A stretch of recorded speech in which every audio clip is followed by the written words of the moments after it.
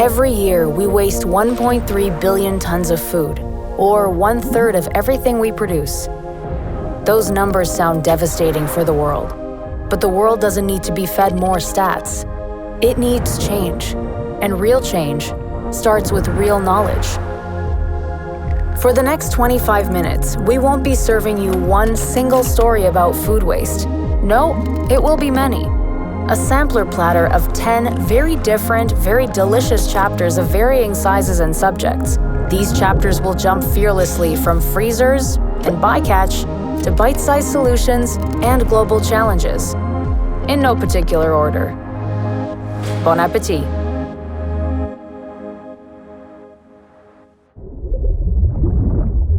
Chapter 1. A rotten system. Well, the food system today really sucks. It makes, big oil and tobacco look nice in comparison. Not all aspects of it, of course, but some. The food system in its current state is an embarrassment of riches. The amount of food that we produce that is thrown away when people go hungry.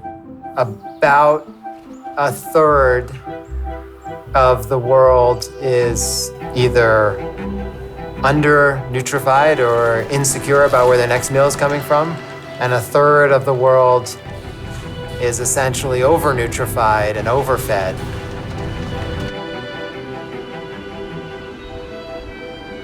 At the same time, food production is the single biggest negative impact humans have on the planet.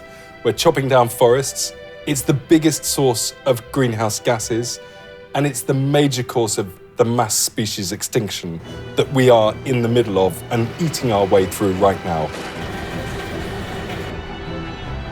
If we don't solve this problem, we will not be able to tackle climate change, and food security for the human population will be compromised forever. Chapter 2. Wasteland.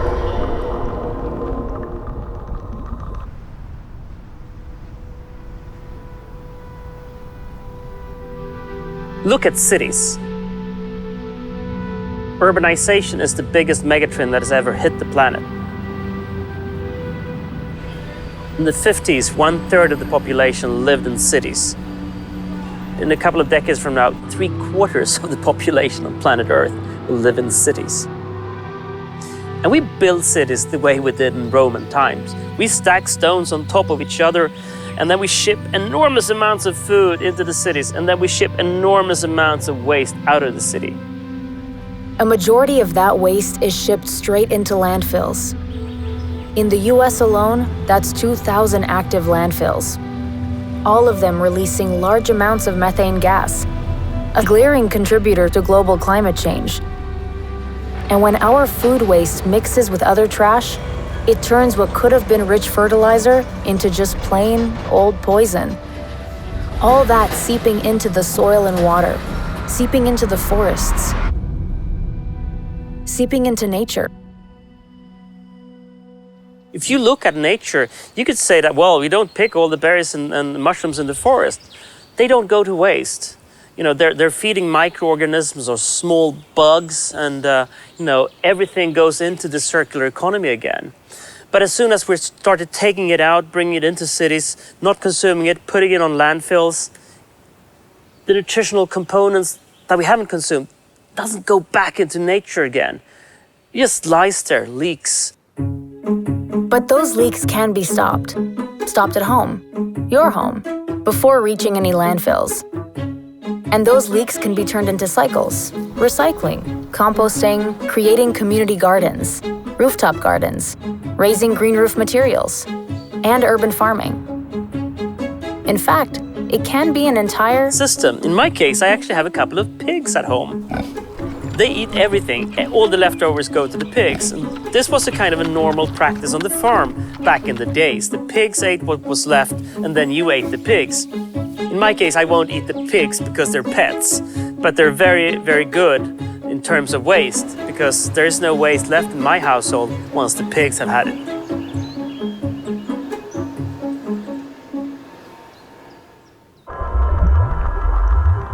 Chapter 3. A return to our roots.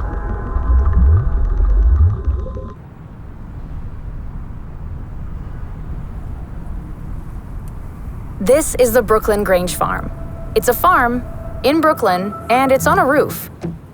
But more to the point, it's an urban farm, and just one of many popping up on rooftops in cities around the world. And this is Anastasia Cole Plakias, born and raised in the concrete jungle to be an urban farmer. She's also co-founder of this farm.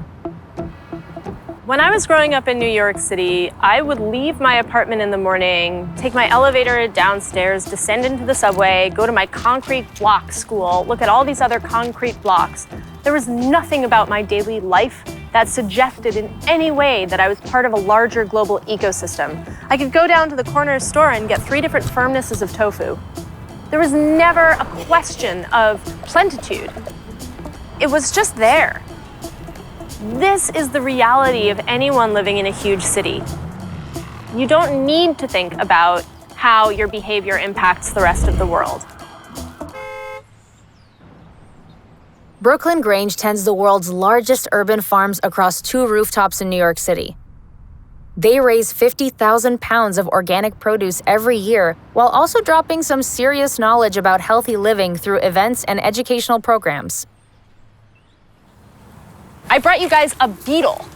You're gonna be really excited about that, or not, because it's not red velvet cake. The chickens are one place on the farm where we actually lose money. Oh, they figured it out. But really, the reason the chickens are here is because the kids absolutely love them. That's how they ended up with names like Chickie Minaj.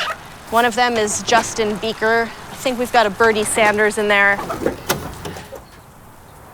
It started right when we built the farm in 2010. We were inundated with requests. And first it was 1, then it was 2, then it was 10 hours a week later of free tours. And we realized this is a service that we're offering to the community. And we have a duty to be offering this farm to the community as a learning laboratory for our next generation.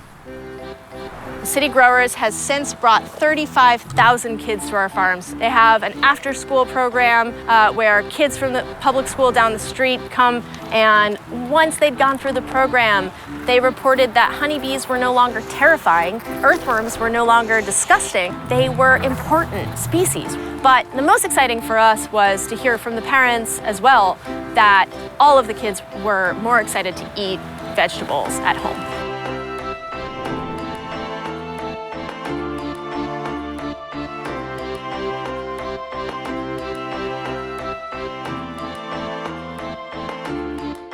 I urge everyone out there to try and grow something. If you don't have enough light to grow tomatoes, try growing mint.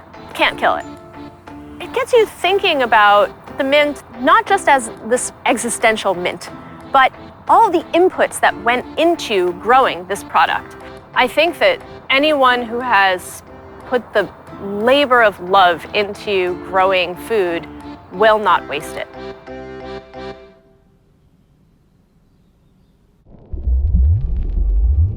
Chapter 4. Goodbye, menu.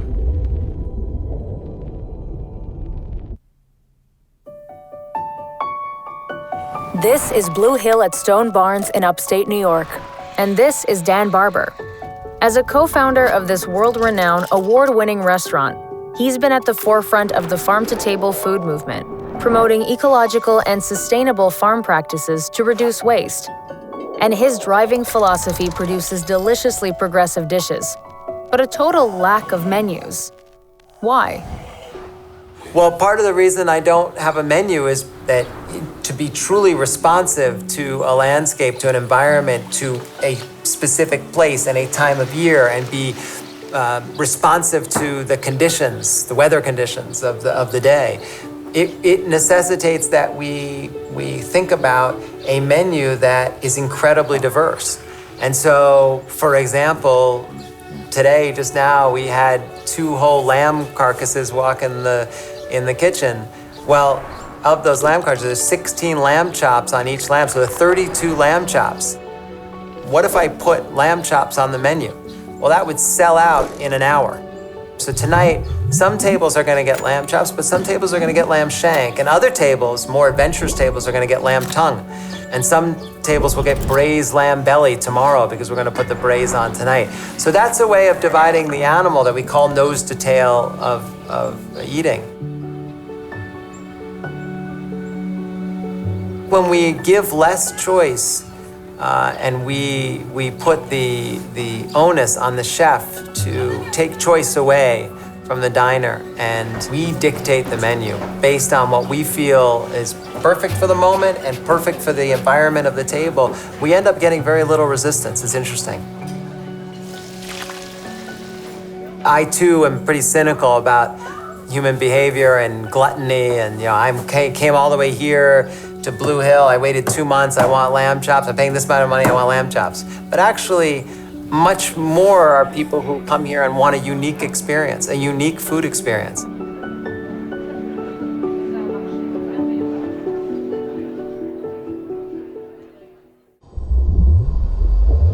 Chapter 5.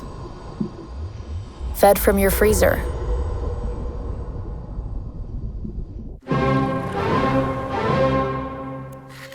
Frozen food has been getting an unfair rap. And that's not cool. Sure, the occasional frost-burnt ice cream or TV dinner may lend to its bad reputation, but not the tech itself. In fact, using your freezer can drastically improve the taste of your cooking and drastically reduce food waste in your home at the same time. Skeptical? Then let's do an exercise. Take this tomato plucked straight from the vine 3 days ago. It looks fresh, and if you were to take a bite, would taste fresh too. But what if I were to tell you that only 3 days after this tomato was plucked, 80% of its vitamins were lost due to natural cell decay? Or to put it more simply, this tomato is growing really old, really fast. Now, take this tomato plucked straight from the vine a year ago. It's frozen, and if you were to take a bite, your teeth would crack. But its vitamins haven't cracked. They're still here. And that's because an hour after this tomato was plucked, it was blasted with really cold air, freezing its cell structure in place while sealing in nutrients and vitamins 2 to 3 years into the future. This same beautiful logic applies to Portuguese peaches and papayas, sweet Missouri corn, wild Swedish blueberries, ripe red raspberries, and so much more. So what the future holds isn't for certain, but one thing's for sure. The more we use our freezers, the less food we'll waste.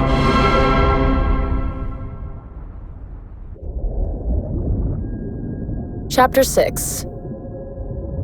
Food fit for you.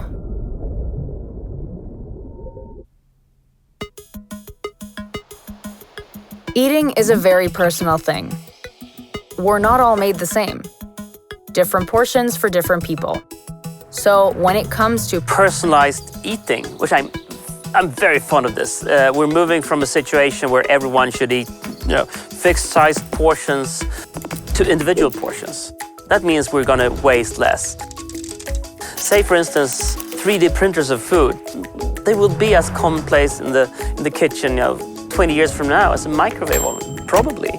And they will print us individual dishes, which is about the size that I need. If I have a pizza today, normal sized pizza, it's way too much for me. I'm a small guy. But if I'm well behaved, which I am, I of course eat it all. And that makes me fat, and that's waste too. Try to have a kid eat spinach or broccoli. It's horrible. But if you print it in the form of a dinosaur, suddenly they eat it. And we waste less broccoli and spinach.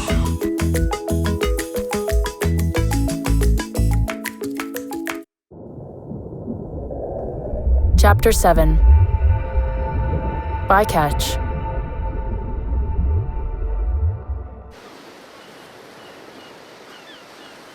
Bycatch. Catchy name, but what exactly is it? By, catch, noun. It's defined in the dictionary as the portion of a commercial fishing catch that consists of marine animals caught unintentionally. Essentially, unwanted byproduct that comes with a nice catch. So, who'd want the bycatch and why? who the hell wants the bycatch would be the same question as who the hell wants the lamb shank or who the hell wants the lamb tongue. Well, increasingly, more people are interested in the bycatch and in the offcuts and in the less celebrated grains or the cover crops or the in-between crops. Why? Because they taste better. That's why. Skate that I think I may have served you last night, that is a bycatch fish. When I started working at Blue Hill 17 years ago, skate was like a trash fish that was like $2 a pound or something. It was cheap. And Dan had it on the menu at Blue Hill, New York. Now skate is like $8 a pound. It's crazy. So it's not a trend. It's an absolutely delicious fish. This is Adam Kay, Vice President and Kitchen Director at Blue Hill Restaurant. We are about to start hitting the height of squash season, summer squash. And if you ever look at a plant that this grows on, it is a huge plant. I mean, you know, this is the plant, right? When we realized what the potential was of this thing, it suddenly became very exciting to us. So we peel them, we get all the fibers, because they are very fibrous. You peel them down, they're great. And then suddenly, you have green penne. All right, suddenly you have a pasta.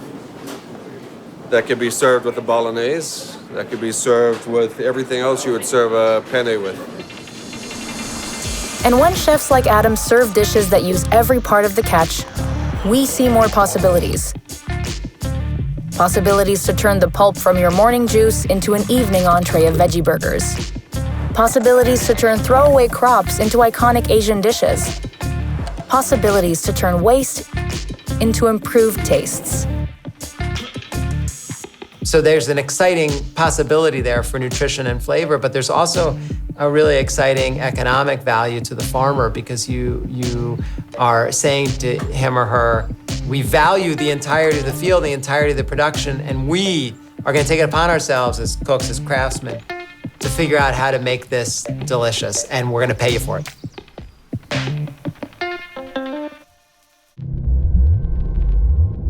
Chapter 8. Tech to the rescue.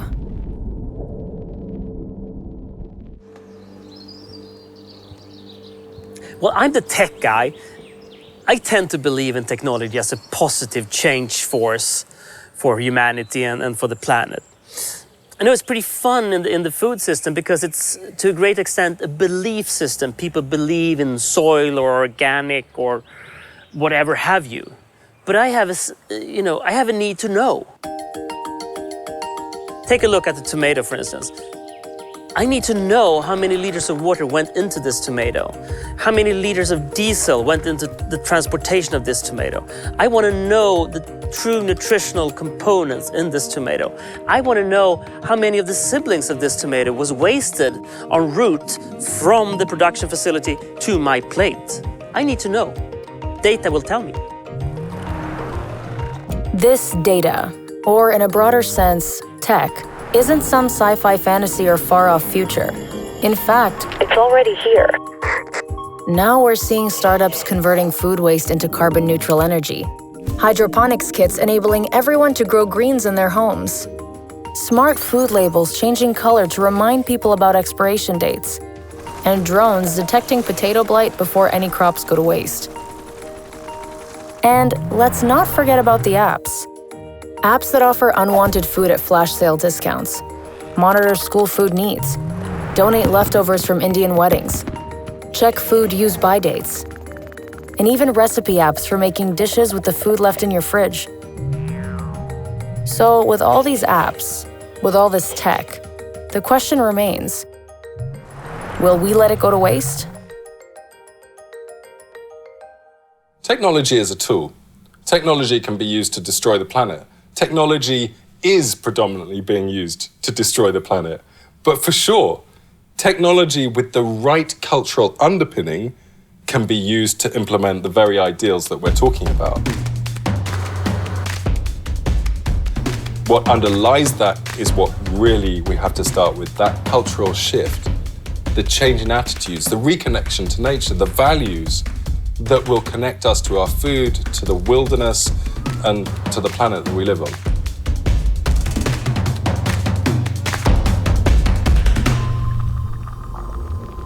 Chapter 9. My problem, your problem.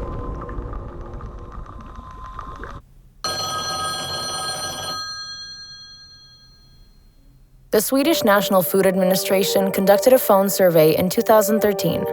They surveyed 850 people about food waste. Different people from different places with different perspectives. 83% thought it was somewhat of a problem in Sweden, while 75% said it was a world problem. 54% thought it was a problem in other households, and only 6% surveyed said it's a problem in their own homes. The numbers don't lie, and the numbers add up to one thing. You are the problem. But so am I.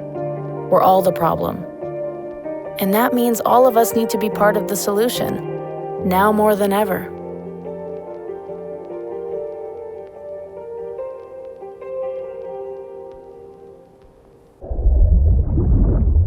Chapter 10. Hopes and Dreams.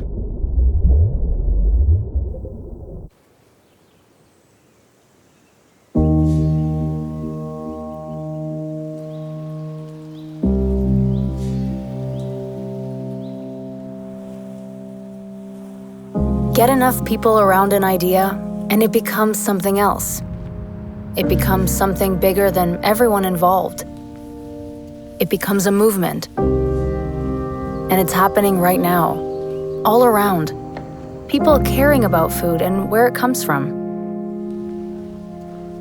Look at it, would we be sitting here 10 years ago talking about the most exciting social movement that's happening in America today? No. Desire to know more about where our food is coming from, the rejection of additives, the rejection of ingredients that people can't pronounce or don't understand, the rejection of food without origin, without a story, is profound. When I'm having the worst of the days, I come upstairs and I see a kid pulling their first carrot out of the ground. Maybe it's a purple one. They always scream loudest for the purple ones. That sense of wonderment, that sense of possibility. What really gives me hope today is the young generation, because they're so much more aware of this waste problem than the previous generations, myself included. They're on a trajectory which I think is really beneficial to the planet. And the rest of us old wasters, we can just die off, and then hopefully the planet will feel better. I think about it like this. If there's a giant asleep on the floor, and we have a 99% chance of waking up this giant, the giant is us, the citizens of the world. 99% chance, we can relax, someone else is going to wake up the giant. If we have a 50% chance, some of us are going to have to sit up and start nudging the giant to wake up. If we have a 1% chance, we all are obliged right now to get up and scream and stamp on the giant and say, "Wake up! Come on!" That's the reality. We have to get moving right now.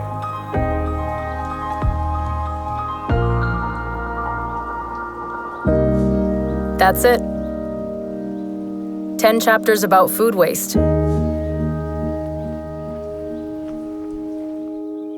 So start a community garden. Get a hog pigging out on your trash. Or peel squash stems for pasta. Start loving your freezer. Teach your kids about carrots. Or cook a feast from bycatch. But most importantly, enjoy every meal, every ingredient, and every taste.